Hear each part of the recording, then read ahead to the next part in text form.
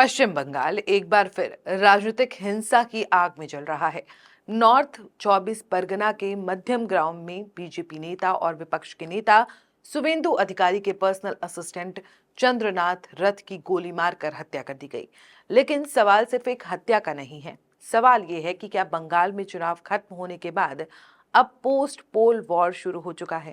बुधवार रात करीब 10:30 बजे 42 साल के चंद्रनाथ रथ कोलकाता से अपने घर मध्यम ग्राम लौट रहे थे। स्कॉर्पियो में ड्राइवर और एक अन्य व्यक्ति भी मौजूद था। सब कुछ सामान्य लग रहा था, लेकिन शायद हमलावर कई दिनों से इसी मौके का इंतजार कर रहे थे। जैसे ही गाड़ी डोलतला और मध्यम ग्राम के बीच पहुंची, एक कार पीछे से आई और अचानक स्कॉर्पियो के सामने आकर रुक गई।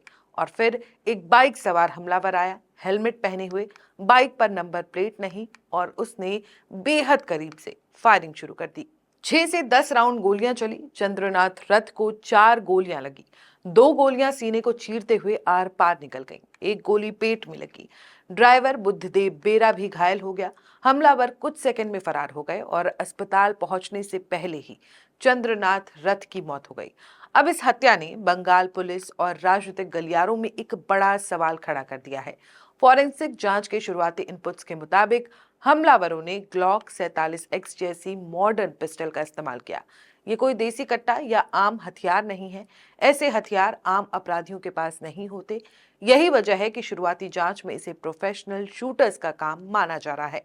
और सिर्फ हथियार ही नहीं, हमले का तरीका भी बेहद प्लान्ड था। पहले रास्ता रोकने के लिए कार, फिर बाइक से एंट्री, हेलमेट से पहचान छिपाना, फर्जी नंबर प्लेट और हमला करने के तुरंत बाद एस्केप, यानी पूरा ऑपरेशन फिल्मी स्टाइल में अंजाम दिया गया।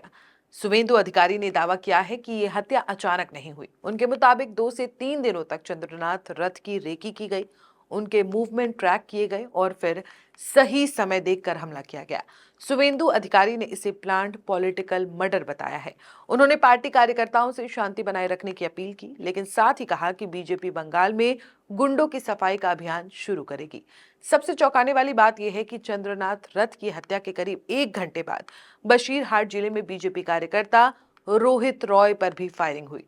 रोहित की हालत गंभीर बताई जा रही है। अब सवाल उठ रहा है, क्या ये सिर्फ अलग अलग घटनाएं हैं या फिर बंगाल में किसी बड़े राजनीतिक टारगेटिंग का हिस्सा। चुनाव के बाद हिंसा क्यों बढ़ती है? पश्चिम बंगाल में चुनावी हिंसा कोई नई बात नहीं है, लेकिन इस बार हालात ज्यादा गंभीर दिख रहे हैं। 4 मई को चुनावी नतीजों के बाद अब तक 5 लोगों की हत्या हो चुकी है। इनमें 3 बीजेपी और 2 टीएमसी से जुड़े बताए जा रहे हैं, यानी दोनों पार्टियां एक दूसरे पर राजनीतिक बदले की कार्रवाई का आरोप लगा रही हैं। बंगाल की राजनीति में लंबे समय से कैडर कल्चर और पॉलिटिकल वायलेंस बड़ा मुद्दा रहा है। हर चुनाव के बाद हिंसा, आगजनी और हत्याओं की खबरें सामने आती रही हैं। लेकिन इस बार जिस तरह मॉडर्न हथियारों और प्रोफेशनल शूटर्स की बात सामने आ रही है, उसने सुरक्षा एजेंसियों की चिंता और बढ़ा दी है।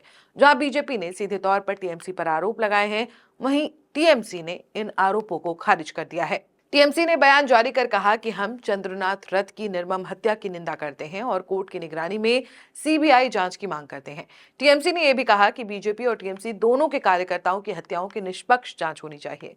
यानी अब मामला पूरी तरह राजनीतिक युद्ध में बदल चुका है। लेकिन इस पूरे घटनाक्रम में सबसे बड़ा सवाल यही है, अगर बंगाल में राजनीतिक कार्यकर्ता और नेताओं के करीबी लोग भी सुरक्षित नहीं हैं, तो आम जनता कितनी सुरक्षित है?